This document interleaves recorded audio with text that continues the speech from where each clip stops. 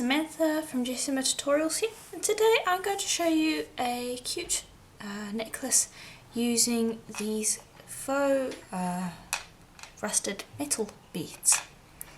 So the first thing I want to say today before we start is it's important the colour of clay that you use, because we're going to be using swelligant, but you're going to still see a little bit of the clay colour coming through. So this was done with black clay. Now I want to show you the exact same technique done with white clay. And you might like this effect. I find that it just comes out looking quite dirty. But this is the exact same technique done with white, exact same colour of swelligant, exact same rust and patina.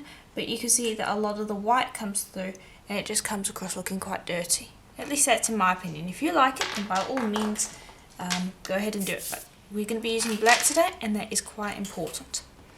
So you want a little tube of black that's been already conditioned.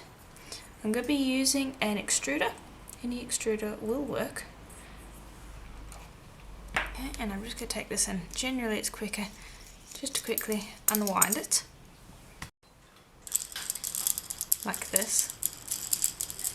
Much quicker. There we go.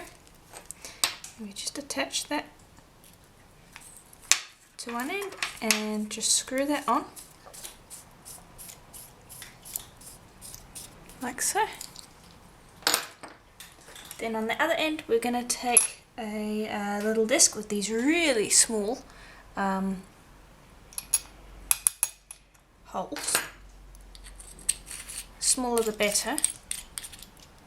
Okay, and then you're just going to start tightening it up by spinning this end. And after a while, it might take a little bit, but after a while you should feel some pressure, and then you should find that the clay starts to come through. Okay, so it's building up. Just give it a moment. There we go.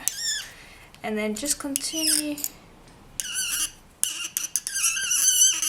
until you have used up all of your clay, or you have long enough pieces of clay. Okay, that should be long enough.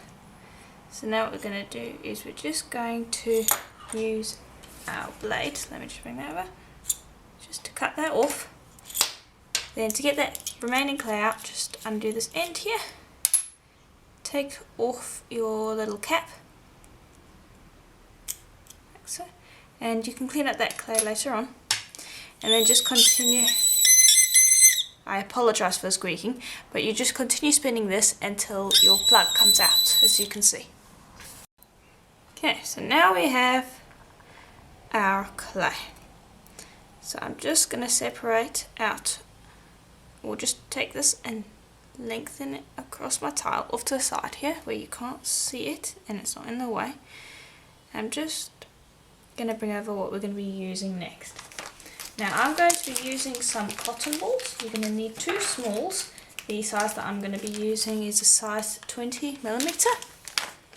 And I'm going to be using one 25mm. Okay, now the trick is to just stick a skewer through your ball, and you want to be careful because you can quite easily unwind the piece. So I'm just bringing it through. I'm just trying to hold it so that it punctures through, but it doesn't cause the piece to unwind entirely. That is not something that I want. Okay, and then once I've punctured it, I'm just going to bring over a piercing pin, which will hopefully cut through it easier than the skewer. So let me try that. There we go.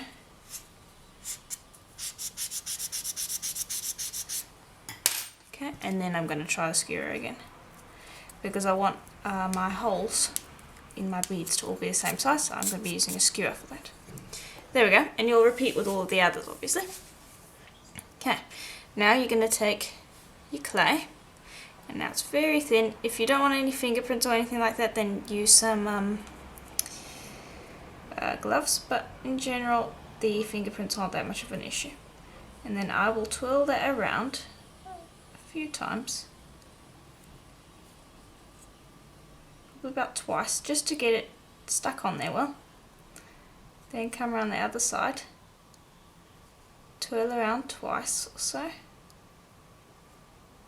And then if it breaks off, that's fine. Just going to stick that back on. And then we're just going to crisscross it around. Like so.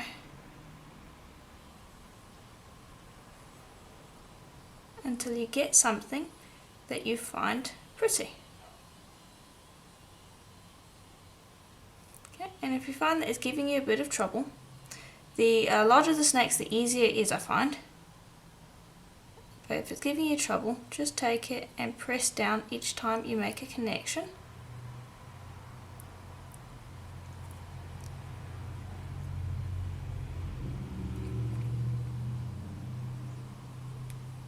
Like so.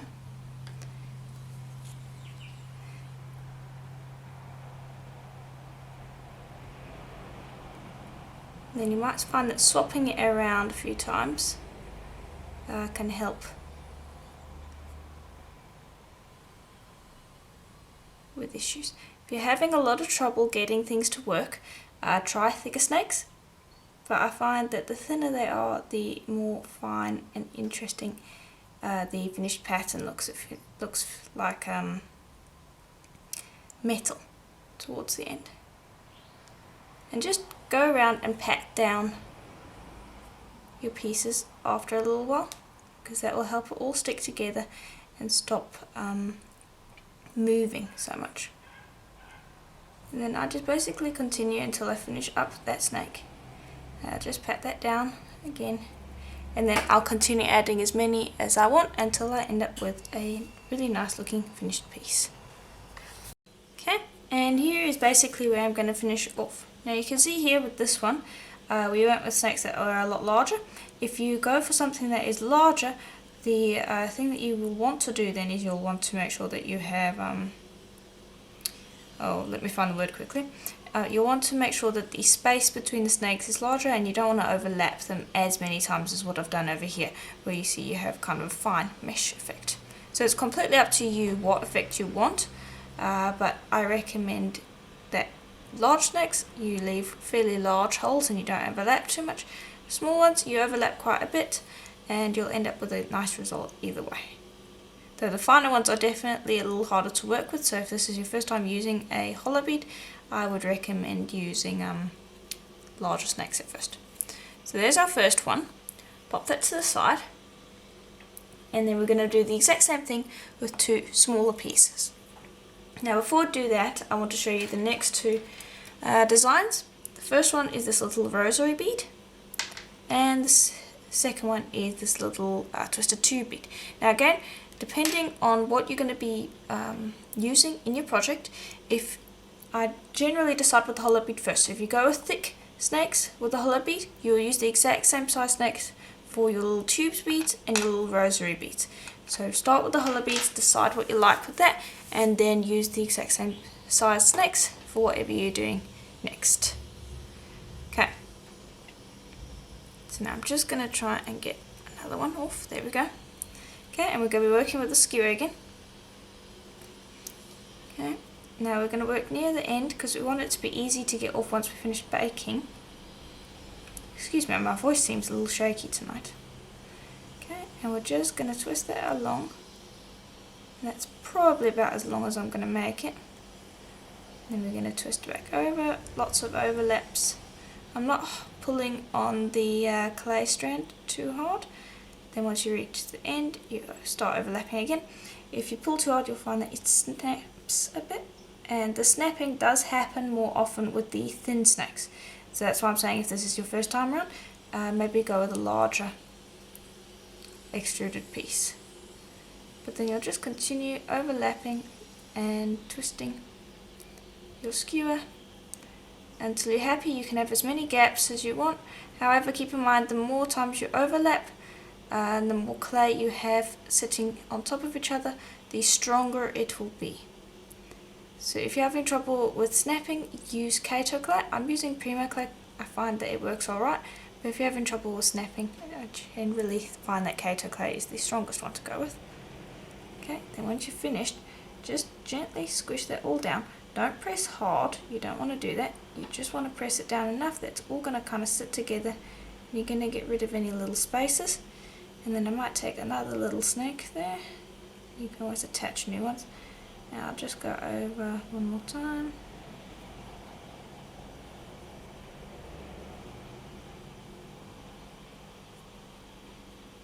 There we go. And then just press that together so that it's all sitting nicely. There we go, and let's see if I can work that off. Yes, there we go. It's always better if you can work it off before you bake it, it's easier then. And there we go, you've got your little piece there. Here is what it looks like if you have larger pieces, so it's completely up to you which one you like best. And then you'll make 4 of those for the necklace that we're making anyway. Okay, now for our little rosary pieces, take another one. And what I like to do to make sure that all of my holes on my pieces are all the same size, I will again use another skewer. Twist that around, make sure you have that nice and secure on there. Okay, and then start twisting again, but this time you're going to be overlapping quite heavily. As you can see here, we're not trying to make a long tube, we're trying to make a thick kind of intertwined rose bead. And I'll just continue doing that until it's the size that I'm happy with, which is again completely up to you and your preference. Okay. So I'll show you that as soon as it's done. I generally will use about 1 snake for this, and that way I can make sure that they're all roughly about the same size. You've got to keep in mind you're making multiple of these, so you want them all to be generally the same shape and size. It's organic, so it's not completely rigid in that, but again, you do what you can. Okay, almost done there.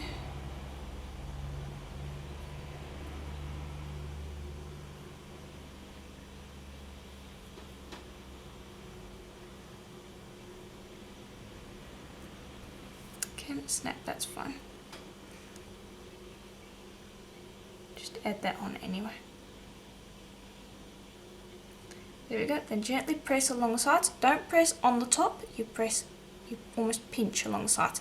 And when I say pinch, you are just gently tapping. You're not pressing hard, because if you press hard, you'll squish the clay and cause it to start to blend into one another, which is something you do not want. Then gently work that off the skewer, don't squish it, and here you can see our intricate little piece. And this is one that was done with thick snakes. Okay, and then you'll make 4 of those as well. So make those, and then when you're done, I'll show you what to do next. Okay, now I've got them on this piece of paper, now that they're all assembled, and we're going to put them into the oven for a full hour at Primo's recommended temperature. And I generally will put it about 5 extra degrees just to make sure that the clay is baked properly. It's black, so it won't burn in a way that will disfigure it. If it was white, it would discolor it slightly, but we're using black, so it doesn't matter. So I'm going to put the temperature up just a touch higher, just to ensure that it is very strong, because when we are taking out the cotton from our hollow beads here, it needs to be strong, because it's going to experience a little bit of pressure when we're trying to tug out the cotton while it's wet. So just make sure that your beads are fully baked. So the best way to check that is to actually take, let's grab a little piece here. I'm just going to grab a little snake here. Just a little piece of clay, exact same batch. You're going to put that in the oven with you, with your pieces. You're going to bake that for the same amount of time. Then when these are finished, let it cool down. Take this out, and if you can kind of flex it a little bit, I'll show you exactly what I mean when it is baked, then these pieces will be strong enough for you to work with. So I'll pop them into the oven, and then when they are finished and they've you will put these into a bath of warm water, and then we can start assembling our pieces with our swelligant. Okay, and here they are out of the oven. So here is our little string piece, and this is how flexible it should be. You should be able to easily tie a knot. You can see, it doesn't crack. It might have a little bit of stress fractures, but it should be that flexible. If it is not, then you need to bake it at a higher temperature again for another hour. So if it's not that flexible, you haven't baked it properly. So these little bits and pieces can stay on the side. These ones I'm going to put into a bowl of nice, the warmer the water the better really, and leave that for at least 15 minutes before trying to poke it. I generally will leave it for about half an hour to an hour just to make sure that they are nice and soft, especially when I'm dealing with nice thin little pieces over here, because they are still quite delicate, and the softer the cotton is, the easier it is to poke it out. Okay, so here are these ones all picked out, so you can see. So those can go over with the others, and now we're going to do this one. So I always do it around the hole here, and the trick is to see if you can grab hold of the end of the cotton, because it's kind of all twirled together. So if you can grab the end and get it to start unraveling. Sometimes it takes a while, more often than not it actually takes a while to grab that end. But in general that's what you're looking for. So just start poking in that hole. See if you can get that end through. Poke through like so. And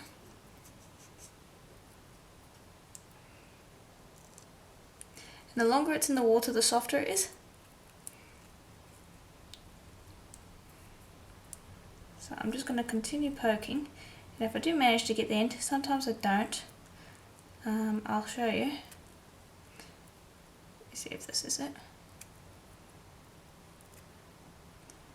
Okay, and you can see it's all starting to come out in little clumps, but that's not the end, that's supposed to be unraveling. There, I think I got it now.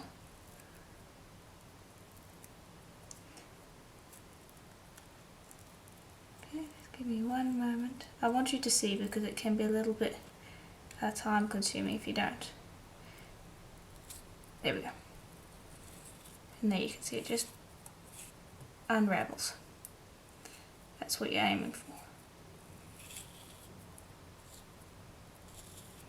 Okay, and this is why I tend to leave it in for about 15 minutes. I don't really leave it in much longer than half an hour, because otherwise the cotton starts to get too soft and you can't unravel it like this. There we go.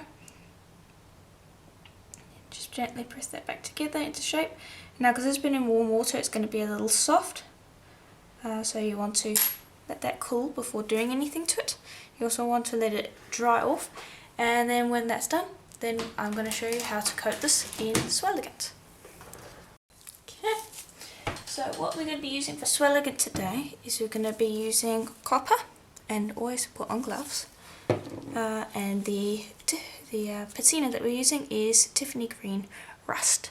Now what I like to do is I like to have a little glass, and I tend to tip the patina into the glass, the whole bottle, and then I'll put a little cover over the top, and generally I do this after like a second coat of my beads, and then once I coat the beads for the third time, I will put them in here to submerge them. I will keep them in there for probably around 15 minutes to half an hour, take them out and then air dry them for at least 12 to 24 hours, and I'll just tip the patina back in here. Now that's how I do it. I know that a lot of you do it differently. You can give it a bit of a spray, but I find you waste the patina and I don't get a very good cover, and so the green doesn't really come out nicely. So that's how I do it. You can do it differently if you want to. Okay, so I'm just going to bring this over. Let's see, which one shall we do? Let's do one of these. I'll put it onto a skewer just so that it's stuck there. I don't stick it on too hard because you've got to keep in mind that you've got to be able to take this off while it's still wet with some of the copper, and so you don't want it to be stuck on too much. So just pop that on. Give your metal coating a good shake. And I'll just open up the bottle. And I tend to give them 2 to 3 coats.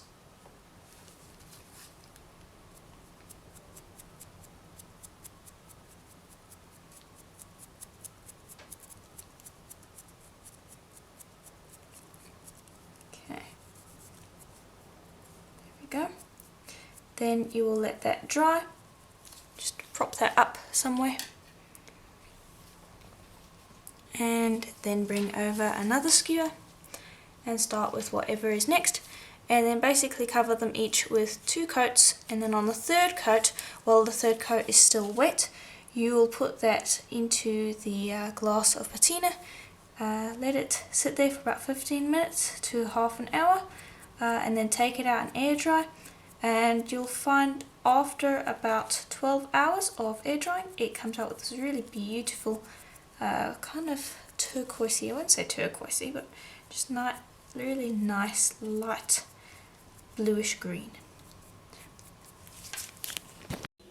Okay, so I'm going to take them out of my patina now. They've been sitting here for about half an hour, I'd say.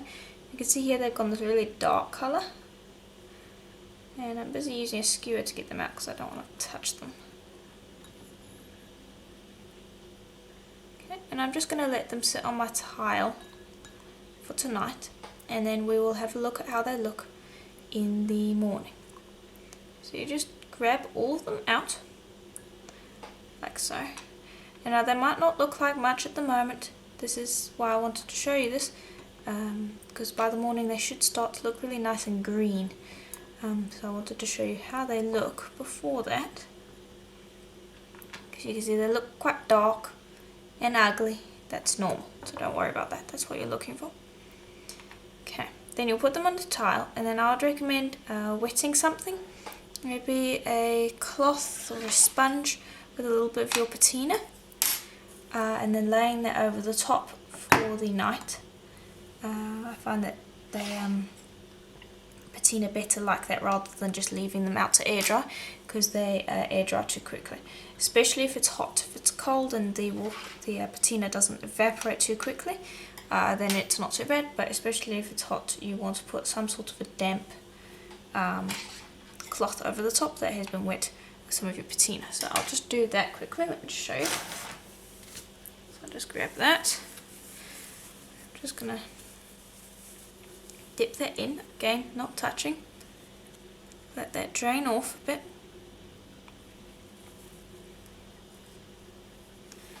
Just stretch that out. Okay, and then that can just sit over the top for the entire night. Then pour that back into your pot. Okay, and here they are roughly 24 hours later.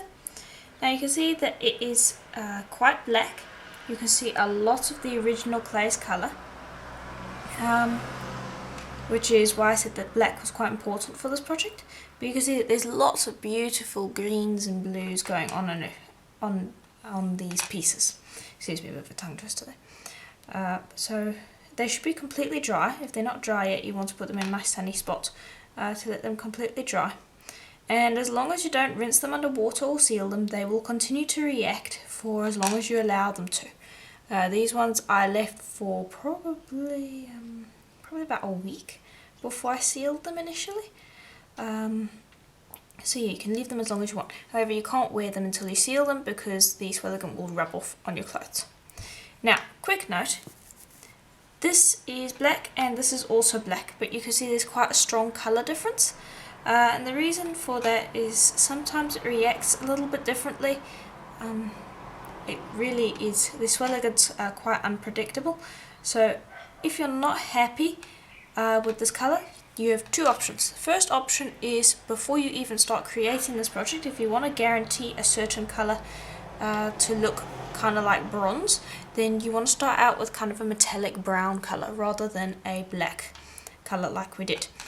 If you've done it with black but you feel that it's still too black, what you can do is you can take a little bit of your copper, give it a quick shake, take a very small brush, and then what you're going to do is you're going to almost like dry brush over the top. And I might actually show you how to do that, because I feel like these are a little on the dark side. I'd like them to be a little bit browner. So let me just grab some swelligant, and you want a very small amount, so just dip that and then wipe it off. And then you really want just a tiny amount, and then you just lightly brush over the top. And this is not going to give you a full brown effect. It's just gonna add a little bit of a metallic hue. So you really want a nice dry brush. The wetter it is, the more likely you're going to brush into those crevices where you find those nice green bits of rusted metal, and you really don't want to ruin that. So just very lightly brush over the top, and there you can see that there's a very slight difference there. It gives it a little bit more of a metallic hue, a more metal-like effect. And what you do is you're going to be brushing against the grain. That's also quite important, because if you're brushing against the grain, you're not going inside these little crevices, and again, you're not going to be brushing over those nice green bits, which is the part that we want to keep. So dry brush, brushing against the grain is a good way to highlight it if you're not completely happy. You could even add a different metal colour if you wanted to at this point. Completely up to you. Okay, now with these ones it's a little bit different.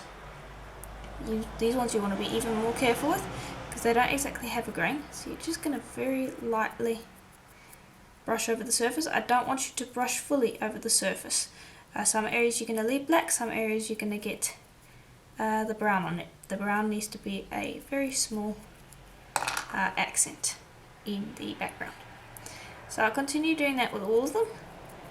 And then when they're done, I'm going to show you how to very quickly and easily seal them. Okay, so that's all done, and here's how they look. It's not going to add a huge difference, it's just going to add a slight brown tone, and it's just going to bring a little bit more complexity to the pieces. So what I like to do now is I like to pop this onto some sort of a metal pin or something that has a smaller hole than what we originally were using. Then I like to take some Renaissance wax. Take a little bit of that on your finger.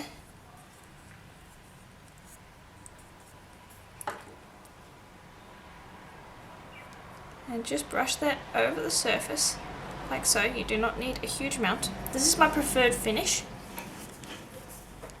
Then take your buffing wheel.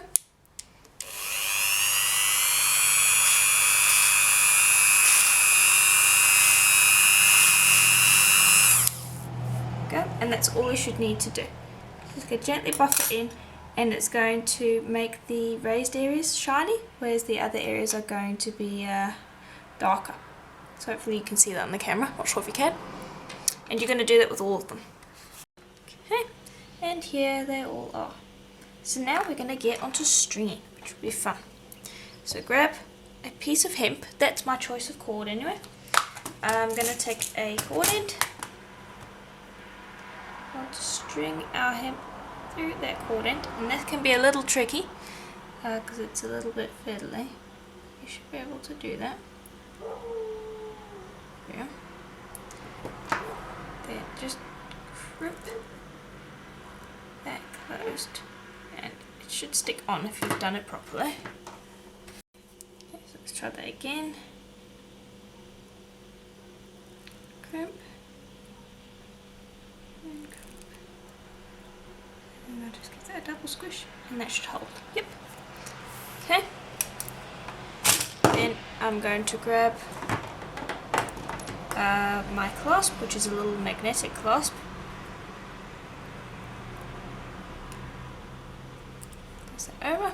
And there we go, that's our one clasp. Now I've got some beads off to the side here, so you can see here. And all I'm going to do is I'm just going to plot out my necklace quickly. Okay, so I've started planning it out.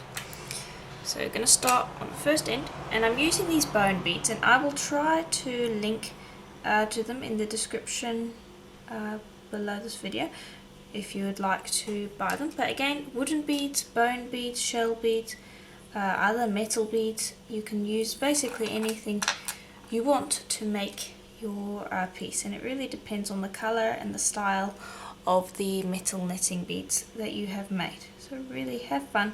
It's not completely dependent on these beads. So I'm just going to string it, and then I'll show you the design afterwards because it will be easier. But you just plan out your necklace and then basically string whatever design you have, and then I'll show you the design I have. Okay, and here is my finished piece. So you can see the pattern there. So you can copy that if you want. but again, any pattern is up to you. Okay, so this is basically it for this tutorial. It really is quite fun to make. You can see that it is quite different, these pieces compared to the ones that I made before. These ones are a bit more on the brown side, as you can tell. Also due to the, the little extruder snakes that we used being a bit on the thicker side, it's also going to look different. Personally, I prefer the thinner little snakes because I find that it gives a more refined feel, because when it comes to the metal netting, generally metal netting is quite thin, it's not very thick. So generally I do go with the thin ones, but if you're just beginning, do try with the thick ones. Now I do want to see if I can get you to focus on that. I'll move my hands out the way in just a moment. There we go. Okay, you can see that. There we go. So there's the whole piece. I wanted to show you the whole piece nice up and close before I close the video. So keep in mind, Swelligant is a little bit on the temperamental side. It's going to create a different effect every single time. Also, depending on what metal you use, you're going to get a different result as well. So play around with the different metal coatings, play around with the different patinas as well. Have fun, let me know what you thought in the comments below, and I will see you in the next tutorial. Bye for now.